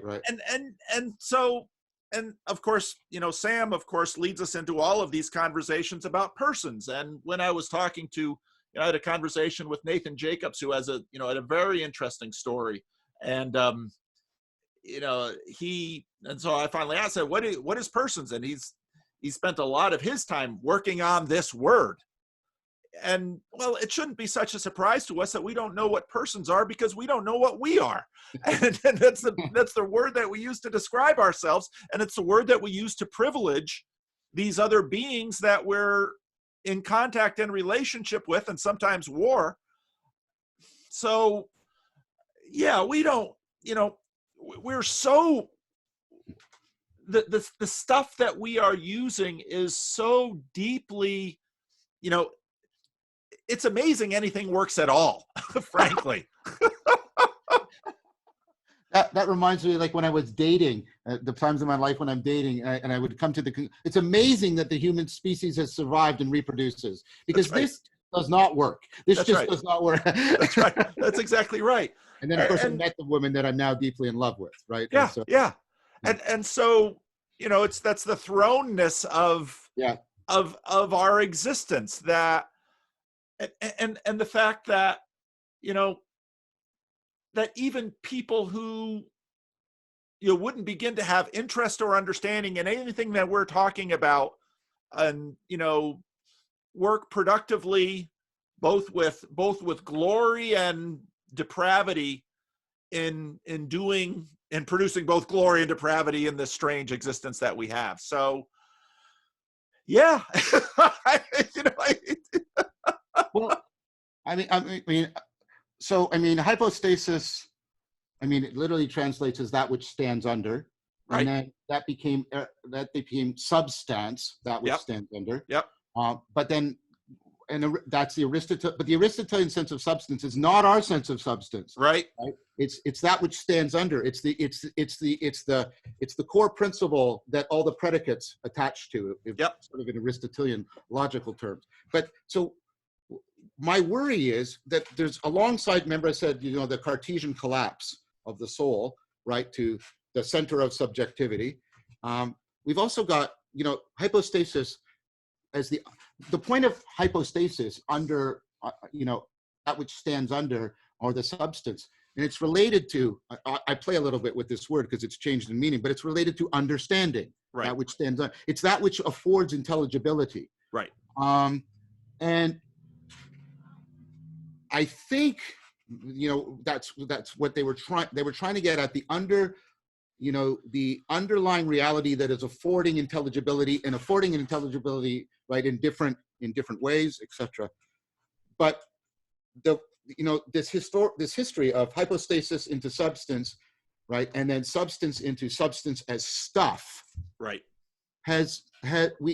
I'm afraid that the notion of person has gone through a similar loss, right? It's been disconnected, right? One of the things I see Heidegger trying to do with his notion of Dasein is to resituate personhood into the project of that we are in relationship to that which grounds and founds intelligibility. That's what he's trying to do. He's trying to get us out of both the Cartesian inner true self and all that stuff that I'm so critical of.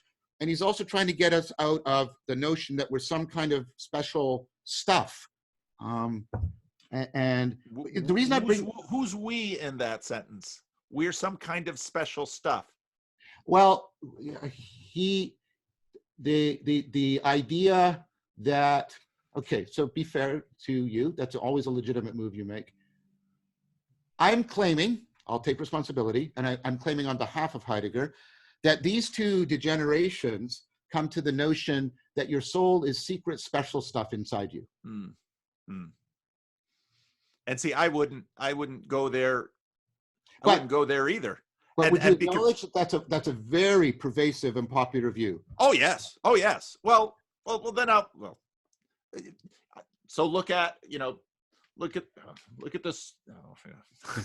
No, actually, again, years before I heard about Jordan Peterson, I was thinking a lot about this stuff because, you know, okay, so because I was thinking about Christianity because I always have to try and explain it to people, and then that means that I always have to try and figure out what on earth I'm trying to talk about. Right. You know, it reminds me, you know, again, this brings back to this, you know, what we were talking about before in terms of you don't find the apple neither in the moreness or the suchness. No, but in the relation between them. And then you'd have to ask, well then, so, you know, what I was wrestling with is, so, you know, long before I got into any of this stuff, well, what am I? What is we? Yeah. What am I? And because obviously not just simply this body, because this body has been transforming dramatically. You know, so a representation popularly of you'd see it in cartoons when you're a kid, somebody dies and this little ghostly thing just kind of comes up. Yeah, And yeah. even in the movie Ghost, when, Yep. I mean, because we try to, and all these things, in all fairness, are of course representations, and we can't but use representations because we want to communicate with one another. And whether we're doing that with words, whether we're doing that with film, with art, whatever. Yeah, we don't know that which we are. And and I think about this in the context of the Christian narrative, that people happily embrace this idea that, okay, when they die, they go to heaven. I think, okay, a little Gnostic and throw in some empty, right? No, it's actually a resurrection. Okay. And then I think long and hard about, all right, well, let's take this imagery from the book of Revelation and say, well, what does the consummation of this inner longing that's at the core of me, right. what does that really look like? Where does that really go? And, the Apostle Paul says, eye has not seen and ear has not heard. Okay, well, but he does promise that we'll know as we've been known as well. Yes, he does. And so, these are just all very hard questions. And I mean, I don't have any shame in admitting that. The kind of pastors I hate are the ones who think they know everything. I don't really hate them, but that's a bad pastoral habit. I'll say that. So what? It's hard. But you articulated it very well. You put the question well. But I'm trying to. I mean, so there's. I've been thinking about, because of the criticisms that you and Jonathan made of my work about, the distributed nature of this, not just the individualistic. Right. I took the scalability. I've taken these criticisms deeply to heart, and so I've been thinking, but there's ways in which we can culturally bullshit ourselves if we get attached. I'll almost use it in a Buddhist sense, fixated on certain salient images that have come through this kind of process and have then, instead of being portals, they're barriers. Yes. Right? The soul as the interior special stuff at the core of my subjectivity or whatever. I don't even know what that means, by the way, but that's clearly how Descartes taught too, right? That disconnects me from all of this stuff we've been talking about and trying to unpack. And that's a kind of cultural bullshitting. Because it's right, and it verges on idolatry because it's making the wrong aspects salient, right? And we're looking at rather than looking through. Yeah. And this comes up in weird ways, because I'll be in a conversation. I'm willing to talk to religious people, as you know, and I'm happy to do so. And what the thing is, a lot of theology. I mean, you know Augustine and Plotinus, and so you're a wonderful conversation partner because you know this, and you don't have to do a whole lot of explaining if you're a pastor. So keep going. Thank you. I really appreciate that. But right. So I was at a meeting with a minister, a reverend, and he found out that I do cognitive science, and then he said to me, "Oh yes, what do you think of all these experiments where they've measured how much the soul weighs? They measure the body. Yes, you measure the body right before it's dead and right after it's dead." This sounds apocryphal to me, but even if it's happening, I'm thinking, I don't know how to respond to that. That is a series of equivocations and category mistakes and yet. So I was dumbfounded, and I thought, well, either we argue for 4 hours or I'm polite. So I did the Canadian thing. I just said, "Oh no, I'm sorry, I have not heard of these things," and then sort of left it at that. But see, in my business, I come across that kind of stuff perhaps more than you do, where people have these really, really wonky notions, right? And I'm not just pointing people in churches. Yeah, people in churches. At least they don't have they don't have as many. The pastor should know better, but this is what you find in a church because this is exactly what churches collect. I can only imagine. Like, and you get not only that, and you get new age wonkiness that, and it's all kinds of stuff that swirls around. And this brings us back to the point, Zach Sein's point. We have become so illiterate that we've lost discernment, and we've become, and I don't mean philosophy in the, in the elitist academic way. I mean, in what we're doing here, the human proclivity and need to make sense, to wonder, and to connect deeply, right? But the most people's attempt to deal with this stuff is so philosophically inept, right? I'm sorry, I'm not trying to be harsh, but our educational project, both culturally, our state institutions and our religious institutions, have not properly prepared people. We've allowed all of this to degenerate into bullshit imagery in a lot of ways, in my opinion, that is really, really exacerbating the craziness that is occurring to people right now. Yes, yes. And so if you want to have an understanding of, because for a lot of people, people think pastors are people who give sermons. Yeah, we do that. People who give comfort. Yeah, we do that. But navigating the kind of conversation you just articulated is most of what we do, because people come into church with a grab bag full of stuff from other churches, stuff from Hollywood, sometimes stuff from our own tradition, and then they just wander around with these things in their heart until a crisis comes like this. And then suddenly, now what is required of them is, well, what have you been, it's like, what have you been training for in your life? And what they have is this grab bag full of half-chewed ideas from Hollywood movies and some self-help book they bought and all over the place. And then they come to you as pastor in an existential crisis saying, stop the crisis for me.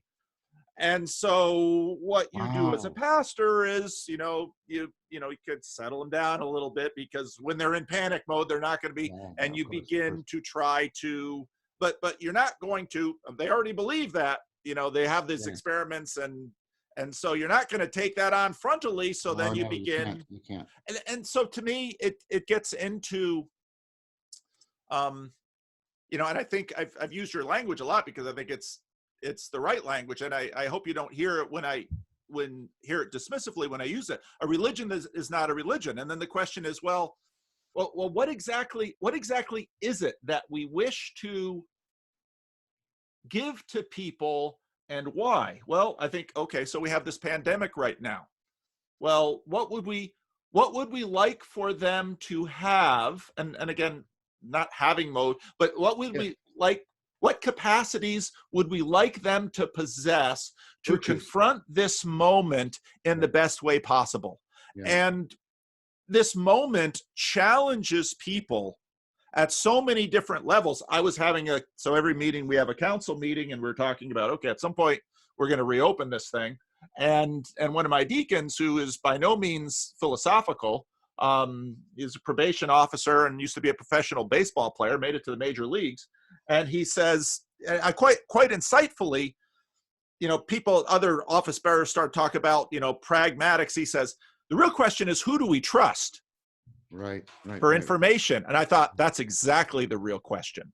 And then I thought of a lot of your project, which is, okay, so we have all of this information coming at us. And, I get in trouble on my channel because I have religious people when I say bullshit. At least Americans, Canadians, you can say bullshit in church in Canada, you can't in America. But right. But we're okay. So we have all this information coming at us, and who do we believe? What do we believe about any of this? And so then we very quickly reflect upon the fact that all of the information, which again in our imaginary, we kind of imagine as this impersonal. We think of information kind of as what, stuff.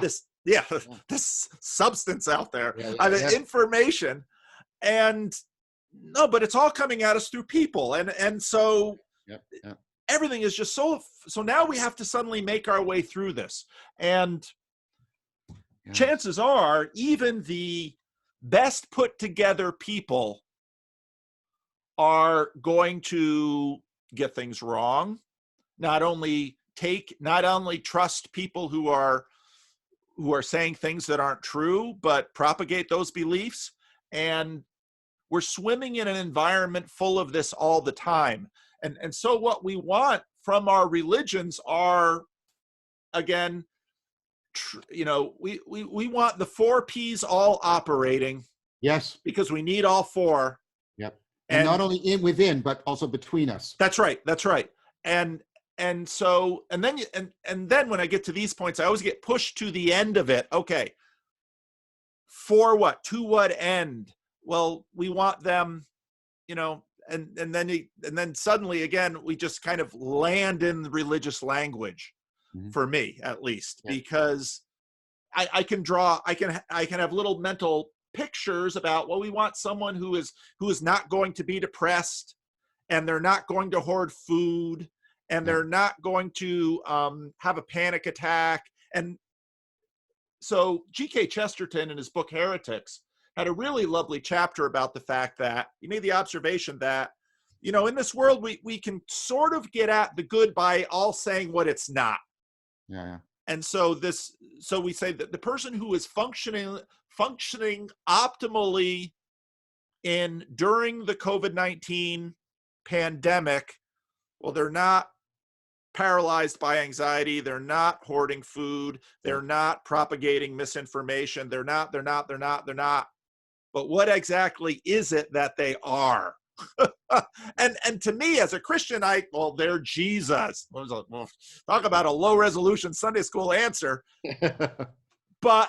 And that's, sort of where Christianity all comes together. And you ask yourself again, one of the things that religions do is that they do provide JPEGs, and all of these JPEGs are contextualized, of limited utility, but they also have certain properties that are tremendously powerful. And even just the cliched, what would Jesus do? If you take that in the right way and you say, what would Jesus do in a pandemic? Well, and you could play that with Socrates too. I mean, because that's how you get Stoicism. Yeah. Or what would the Buddha do for Buddhism? Yeah. I talk about this in the work that I published with Leo Ferraro about wisdom, that above and beyond all the skills and virtues, you have to internalize the sage. And that again comes back to a concession I'm wanting to make. It's really difficult to internalize something into your personhood that isn't represented personally to you. Yes. Yes. No, I agree with that. And I agree that that's a concession. I just don't know if human beings can do any other thing. Well, they can. I mean, we've admitted that all of this is episodic, right? That nobody does it continuously. And I go back to, there's many aspects of my existence that I regard as sacred, like when I'm doing Tai Chi Chuan, in which that is the case. And I'm internalizing something. And, I think that's a better understanding of what Qi is. Qi isn't some secret stuff energy inside you. Qi is that you have internalized the Tao in some fashion. And so it is now an operative principle. You've got participatory knowing, and you've internalized it through that participatory knowing. You've identified with it. So it's now operative in you. That's what I take it to be. And man, when you can fight that way, you're a dangerous person. So it has real practical consequences. So it's a concession, and thank you for being charitable about that. But like I say, like you, I see, I internalize the Tao and this experience of Qi, which I don't give any magical properties to. But I also I know that trying to internalize what Plato is teaching me really seems to me to be dependent on the figure of Socrates. Because just what you're saying, in the end, it's got to be not, well, like I always say, don't tell me what you believe, tell me what you practice. A lot of people are making this case that what you see in Socrates is you don't just see a comparative. Socrates is not just comparing arguments and getting us to try and steer between merely formal pretense of certainty or the obviousness of common sense. That's why he's refuting both of those, because he's trying to keep this space open in which we're both moving. But there, and he's atypos. He belongs to no category.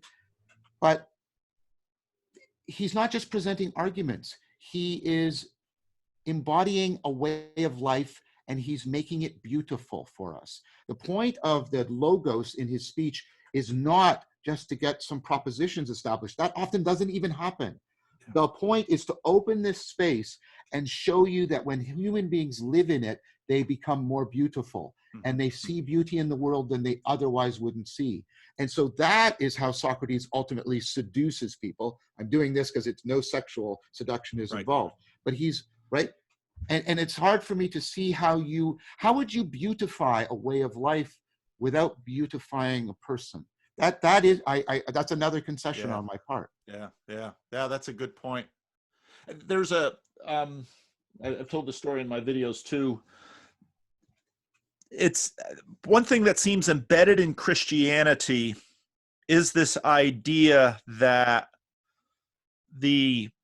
so often and I use glory for this term of, it has beauty in it, as joy, moreness. Yeah, moreness. Yeah. There's this great story of Eric Liddell, who they made the movie Chariots of Fire about, who was this world-class sprinter. And the movie kind of has this idea of him, it showed it in one scene where he used to run straight up with his head back. And people would say, why do you run so weird? He ran fast, so they didn't mind. But he said, because God made me fast, and when I run, I feel his pleasure. He became a missionary in China, and the Japanese, of course, we pay attention to the kind of the watery side of the Japanese war in the 30s and 40s. Well, he was in China, and so he was taken by the Japanese and put in an internment camp. That's so brutal. Yeah, and so he's in this internment camp, and there's a bunch of other missionaries there, and there's business people and expats of various courts. The Japanese just pull them all together and put them in the camp.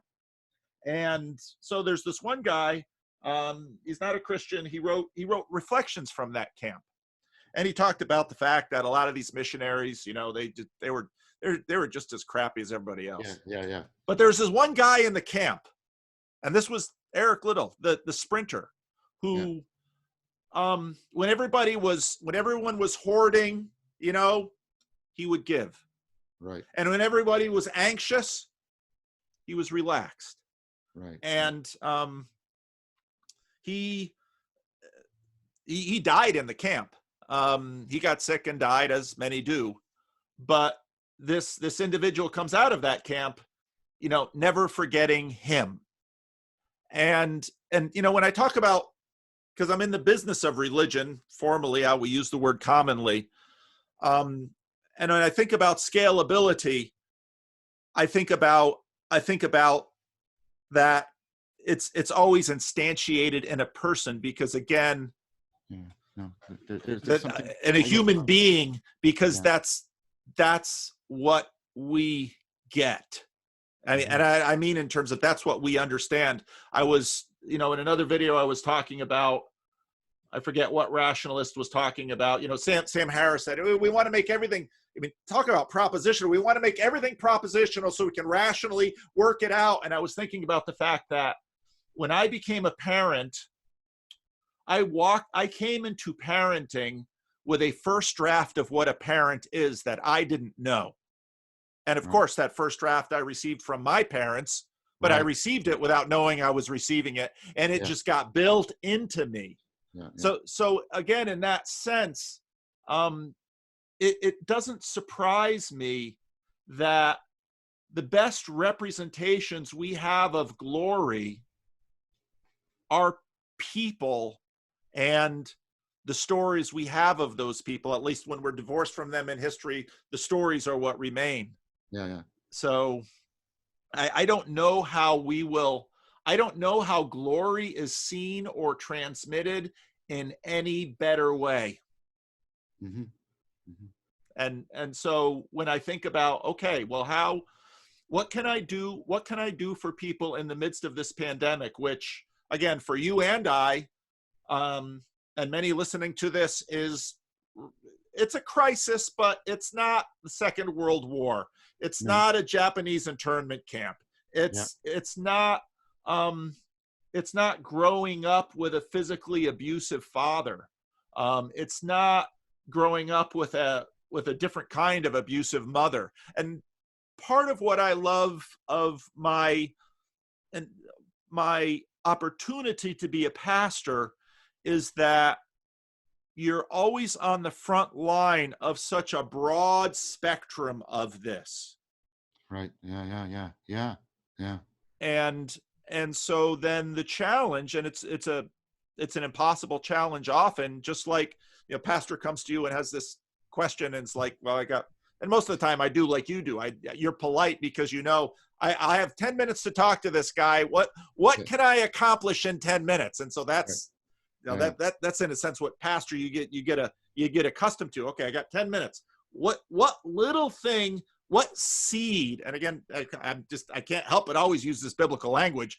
What seed can I plant potentially in this individual? And I think you're exactly right in that every now and then, I think in most of the pastoral communication I've done, there have been 2 or 3 points in which a direct confrontation was the right approach. Yeah.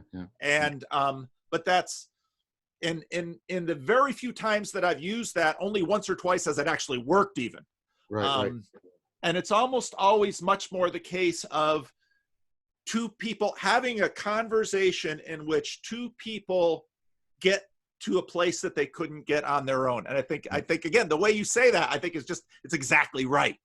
And to me, that's what ministry does. And it's gonna entail pluralism in there, because, lately I've also been thinking about Tom Holland's observation that, Christianity, tried to get into India, didn't get very far, but other things kind of got in underneath. And some of those things are helpful and some of those things aren't helpful.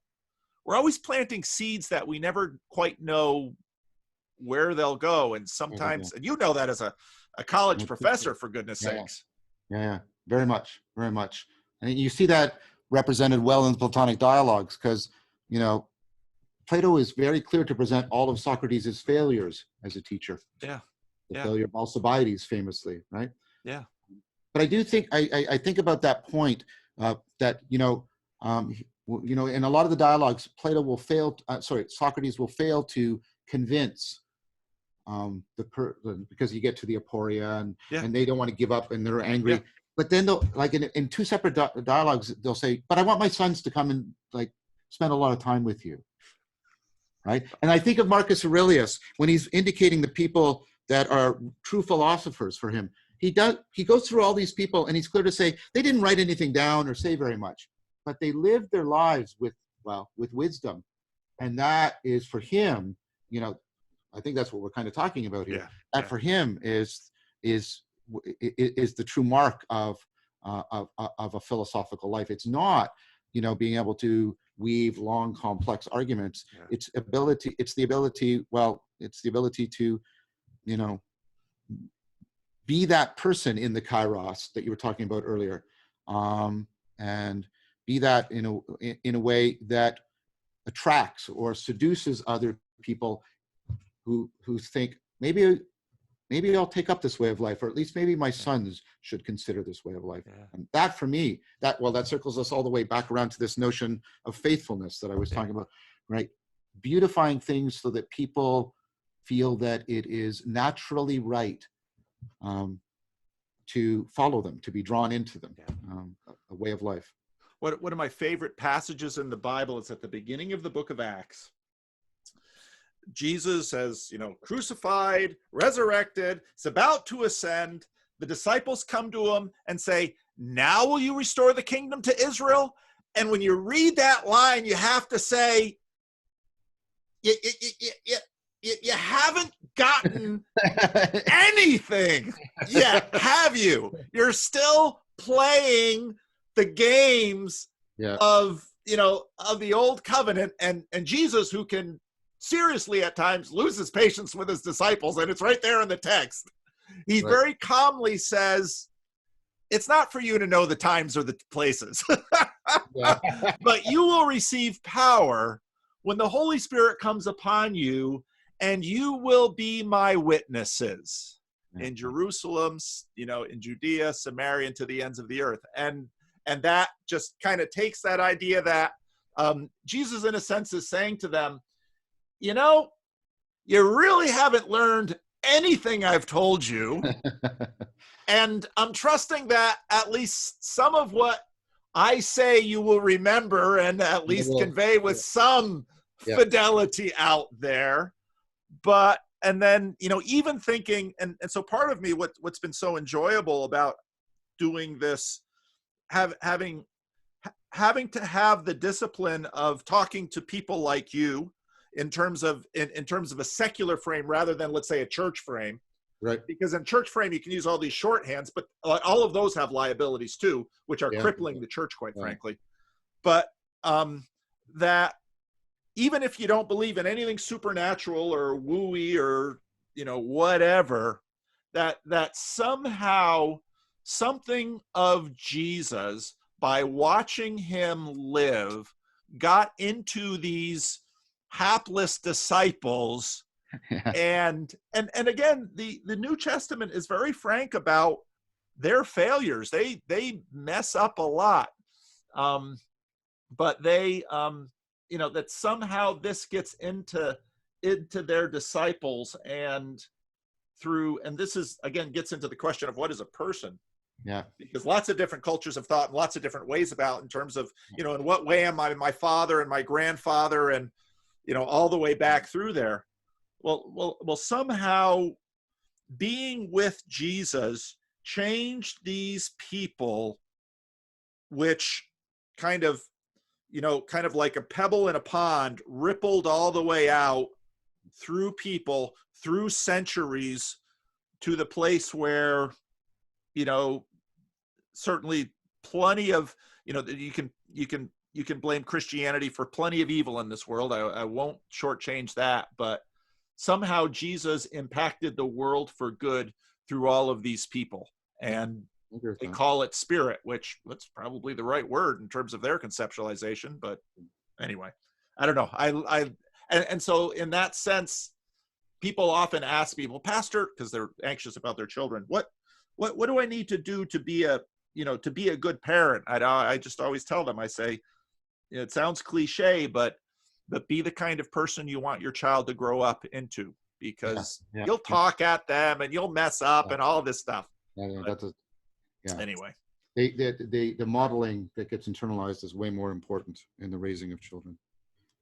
Well, Paul, I'm sorry. We've had this for over 2 hours, and I've got to go to another appointment. I hope this has been worthwhile for you. It's been deeply worthwhile for me. I hope it was worthwhile for you. Oh yeah, well, obviously, I definitely. It was genuine dialogos. I got to places in my thinking about this stuff that I have not got to before, and I think are valuable places to have gotten to. So thank you. I feel the same way. You always bless me, and I deeply appreciate it. Okay. Well, let's talk again, my friend. Okay, we will. Take care, John. Okay, take care. Bye-bye. Bye-bye.